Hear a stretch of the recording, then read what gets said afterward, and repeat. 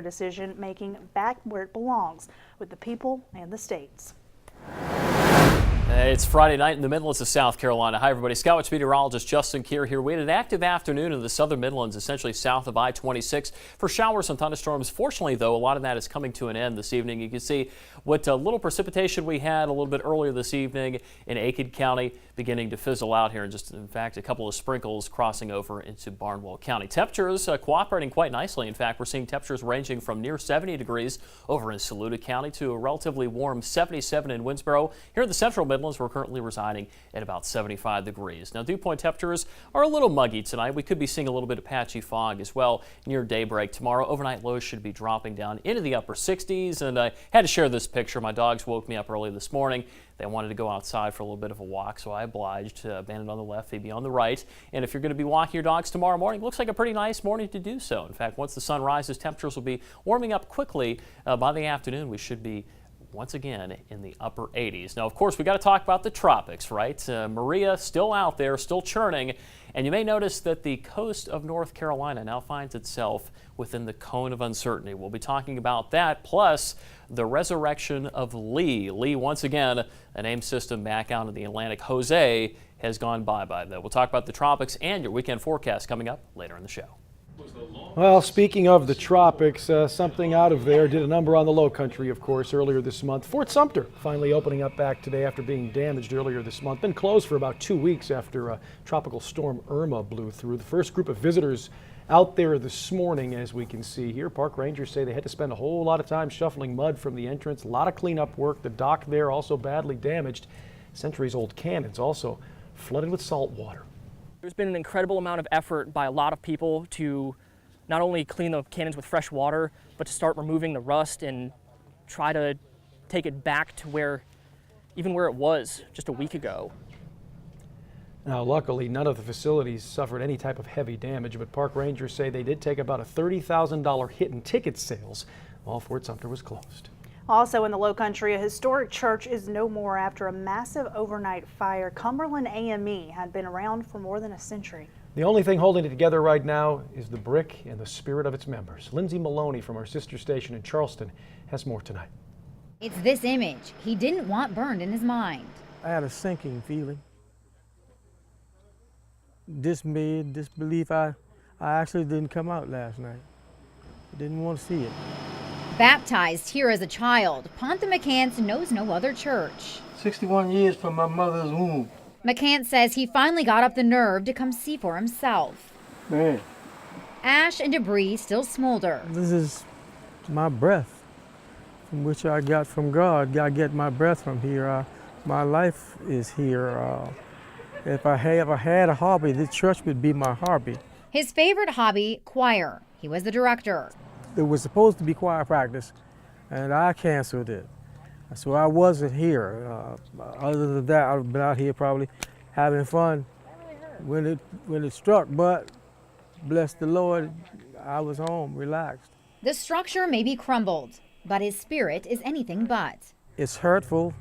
It's just that I have strength and belief in knowing that it's going to be all right. I mean, God has built many churches, and he'll rebuild this one, if it's his desire.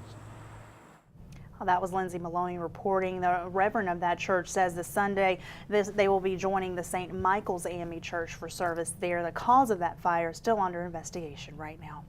Well, Myrtle Beach police have arrested the mother of an 11-month-old missing child. Police responded last night to 3rd Avenue South to a call for a missing child. That child had been missing since July. In a post to the department's Facebook page, Captain Joey Crosby said this could be a case of foul play. The name of the mother has not been released yet. Neighbors say they never saw this coming. Right now, the condition of that baby still not clear. SLED's Special Victims Unit is also investigating. Here in the Midlands, Lexington County fire crews working a large blaze this evening at a recycling plant. It happened near Memorial Drive on Highway 321 in Casey. Now, crews worked for about 2 hours to put that fire out. An initial investigation shows a car battery may have started that blaze. Total damages estimated at $15,000. Also right now, federal authorities could be looking into a possible fraud case related to that abandoned nuclear project in Fairfield County. That's according to a former federal prosecutor. Attorney Jim Griffin telling the Associated Press today the subpoena issued to Santee Cooper by the U.S. Attorney's Office shows federal prosecutors want all information used by an outside engineering firm to put together a 2016 report. Griffin says they likely wouldn't be digging this deep unless they were acting on information from a tipster. And state election officials say South Carolina was not one of 21 states whose election systems were breached by Russian hackers before the 2016 election. A state election commission spokesman says the Department of Homeland Security calling state officials today to let them know the state was not hacked. The agency is calling all 50 states to let them know whether their systems were compromised. Well, the state's Human Trafficking Task Force unveiling a new website to combat what they consider a growing problem. Officials say after a recent survey, they found a gap between survivors and services available to them. Now, this new site is a central hub to connect those people to law enforcement officers, attorneys, social services, or to simply learn about the laws that are in place to protect them. The website will be helpful in terms of recognizing, once we map out services that are available throughout the state, you'll be able to see that there are huge gaps in service provision in areas where there are victims who do need those services. A 24-hour national human trafficking hotline is available for anyone who needs immediate assistance. That number is 1-888-373-7888. Well, still to come tonight, a new twist on the Fitbit. This one isn't about how many steps you take, but it is tracking your activity.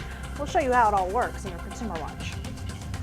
Plus, dealing with the fallout of the Equifax breach, officials say more than 2 million people in this state are potentially impacted. One local woman says it is not easy to protect yourself after the fact.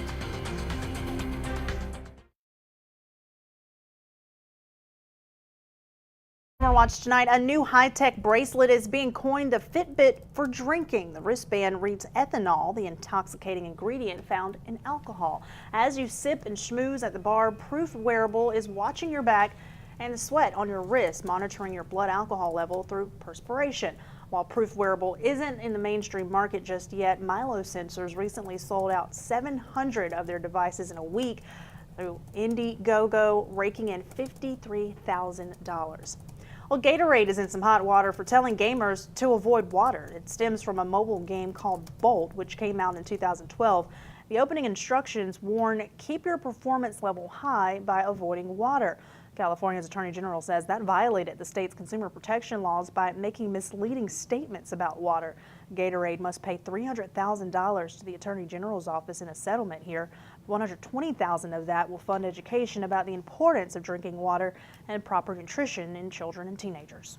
In other consumer headlines, the Equifax data breach is said to have affected about 2 million people in this state, and protecting yourself after the fact is no easy task. Our Jamal Goss tonight talks to a local woman who was doing her very best to do that.